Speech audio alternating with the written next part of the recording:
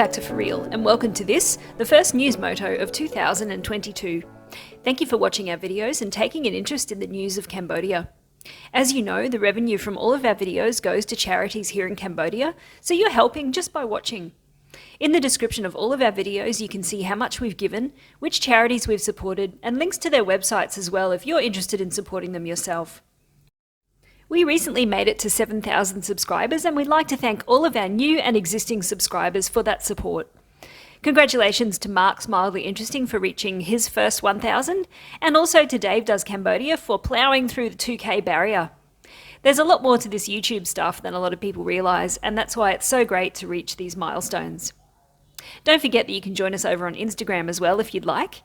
It's time to get started with this week's news. Today is Wednesday, the 5th of January 2022. Let's start with the usual updates. Visas on arrival still have not been reinstated, and the land borders remain closed. However, Prime Minister Hun Sen has said that even in the face of Omicron, Cambodia will not reimpose restrictions that have already been removed. This means that Cambodia will not be in the same position as Thailand, where the test and go scheme was implemented and then later withdrawn after the onset of Omicron. So there is a fairly high degree of certainty that things will not go backwards. But there's also a sense that things are in a bit of a holding pattern and not moving forward either. I suppose this is sensible given the global situation, but it also means that there haven't been any changes to report on borders and visas for a while now. So what's the situation with Omicron in Cambodia? Today's Omicron total has been recorded at 94 cases.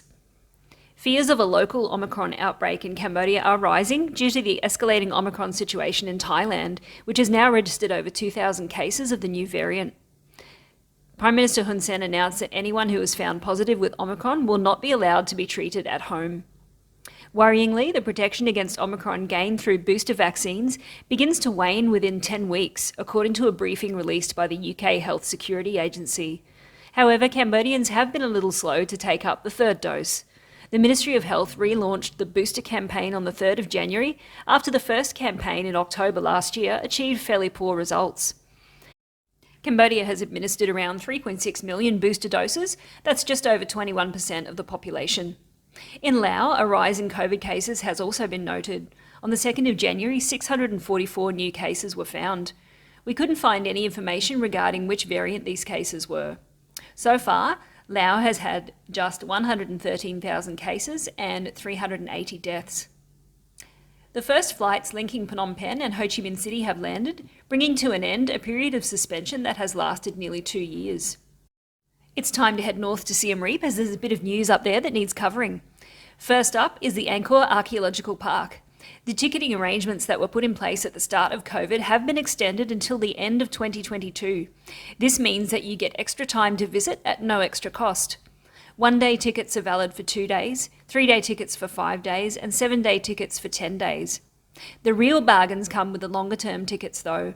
The 1-month pass is valid for 2 months, 3 months pass is valid for 6 months, and of course the 6-month pass is valid for 12 months.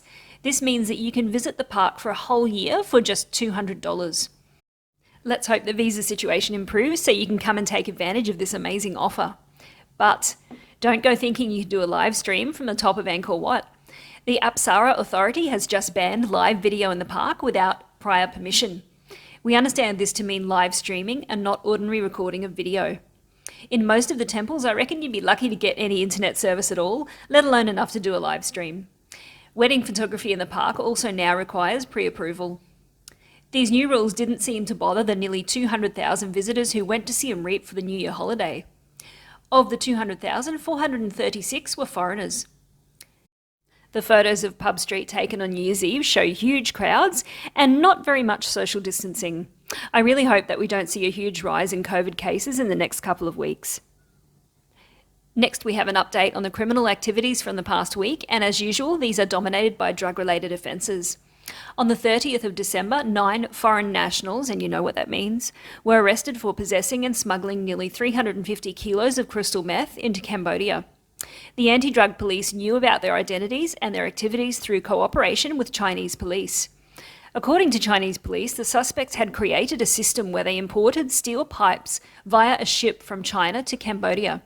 Upon arriving in Sihanoukville, they put drugs inside the steel pipes and transported these pipes to other countries. Anti-drug police experts spent several months investigating and following the activities of the 9 men before arresting all of them in Phnom Penh. During the arrests, police seized 347,427.99 grams of crystal meth, 2 scales, a car, a motorbike, 10 mobile phones, $300 in cash, and 367 steel pipes. This makes for a pretty impressive table of shame, and you should definitely check it out in the link that I will leave in the comments section. In another raid by the anti-drug department, a Vietnamese teenager was arrested with nearly 24 kilos of drugs that turned out to be methamphetamine. His table of shame is a work of art, with brightly coloured drugs making a colourful pattern on the tabletop. This week, a summary of the drug offences for 2021 was released. Nearly 14,000 people were arrested in the last year, and more than 4 tonnes of drugs were seized. 13,765 people were arrested, and of these, 5.8% were women and just 2.6% were foreigners. Along with the drugs, other items seized included 124 vehicles, 1,647 motorbikes, 5,853 mobile phones, 336 scales, and more than 80 weapons. This week in delinquent cars, we have a Bentley behaving badly. Continuing last year's tradition of expensive luxury cars being involved in spectacular accidents, a Bentley Flying Spur, which retails at over $200,000 in the US, was involved in a massive pile-up yesterday. The accident happened at around 4 a.m. in front of the night market along Phnom Penh's riverside. Sources say that the luxury car was seen driving at speed in a south to north direction when it suddenly lost control and slammed, spur-like, into a number of tuk-tuks, motos, and finally a house, injuring at least 7 people. The Bentley Flying Spur car is described by its manufacturers as combining effortless performance, sculpted design, and masterful technology to create a car as graceful as it is dynamic. Whether you prefer to be the driver or the driven, consider it the definitive luxury sedan. The car was reportedly being driven by a Chinese couple who were immediately arrested after the incident. Let's end this week's news on a positive note. The US now has its first Cambodian-American mayor in the Massachusetts city of Lowell. Sokari Chow was appointed mayor, also becoming the city's first Asian-American leader. He arrived in America as a refugee in the 1970s after surviving the genocide. During his swearing-in speech, he told the crowd how his father, a Cambodian army captain, was executed by the Khmer Rouge and how his mother fought to keep her children alive in destitute conditions, from living in jungles to avoiding landmines and starvation.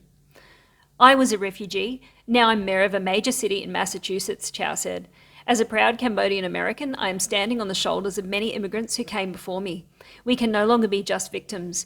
It is our time now to be leaders and to succeed." And on those wonderful and positive words, that brings us to the end of this week's news. You're now up to date with all of the most important events in the kingdom. Thank you so much for watching. Links to the stories mentioned will be in the pinned comment, and the description of this video contains links to the other channels making content about Cambodia, so be sure to check them out.